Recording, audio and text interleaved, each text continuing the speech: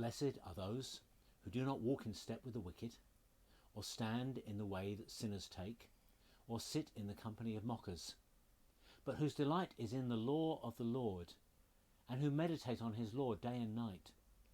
They're like a tree planted by streams of water, which yields its fruit in season, and whose leaf does not wither. Whatever they do prospers. Not so the wicked. They're like chaff that the wind blows away. Therefore the wicked will not stand in judgment, nor sinners in the assembly of the righteous. For the Lord watches over the way of the righteous, but the way of the wicked will be destroyed. Like a tree. Psalm 1 describes two groups of people, the righteous and the wicked. Don't do what the wicked do. Don't think like the wicked think. Don't love what the wicked love. Delight in God's law. Think about it all the time. Delight is not the same as obey. You can do the right thing for a bunch of different reasons. You can do it as a duty, or because of guilt or fear of punishment or obligation, or hope of reward. But none of those things bring the blessing that verse 1 promises. Delight suggests a heart that really wants to please God.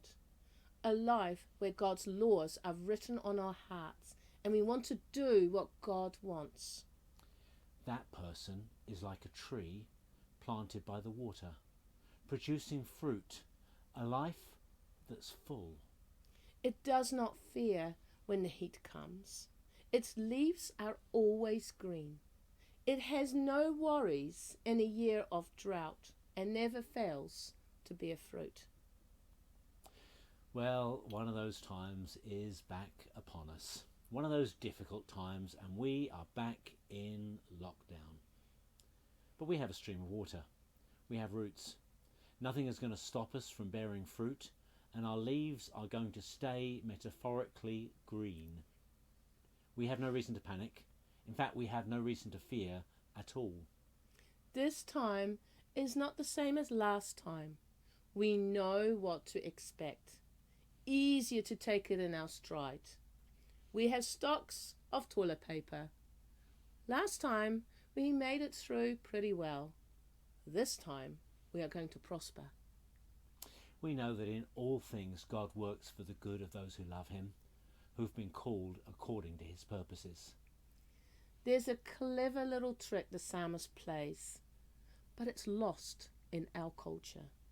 For us, meditation is a silent kind of a thing, but in Hebrew it is vocal. The cooing of a dove or the growling of a lion use the same word. The babbling of the brook flowing past the tree is the same deal. So think about God and his word and his love. It's where your strength comes from. Well done. Well done. 149 to go. 149 to go.